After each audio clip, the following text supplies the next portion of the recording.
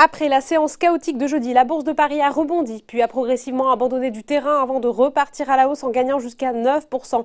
Une demi-heure avant la clôture, le CAC 40 ne progressait plus que de 1% et finalement l'indice phare parisien termine la séance en hausse, plus 1,83% vers les 4118 points. Il faut dire qu'après la déception suite aux annonces de la BCE hier, vue par certains analystes comme une erreur de communication de la part de Christine Lagarde, l'annonce de l'Union européenne du jour permet de rassurer un peu.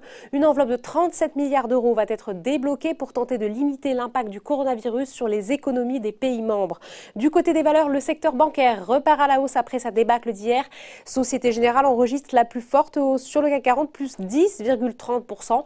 Crédit Agricole, plus 4,06%. BNP Paribas, plus 2,35%. L'hôtellerie tourisme est également dans le vert avec Accor, plus 6,49%.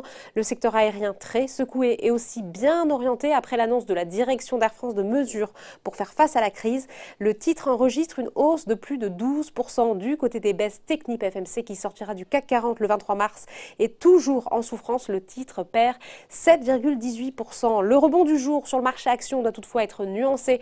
D'une part, le marché n'efface qu'une partie des pertes des derniers jours et d'autre part, les investisseurs redoutent toujours un risque systémique avec des faillites qui se multiplieraient dans des pans entiers de l'économie.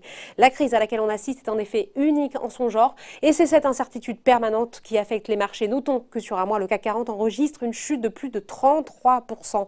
De l'autre côté de l'Atlantique, au lendemain de la pire séance depuis 1987, le Dow Jones rebondit après avoir perdu presque 10% hier, plus 3,32% à la mi-séance. Le S&P 500 est aussi dans le vert, plus 2,57%, tout comme le Nasdaq, plus 3,13%. Voilà, c'est tout pour ce soir. N'oubliez pas, toute l'actu éco et finance est sur Boursorama.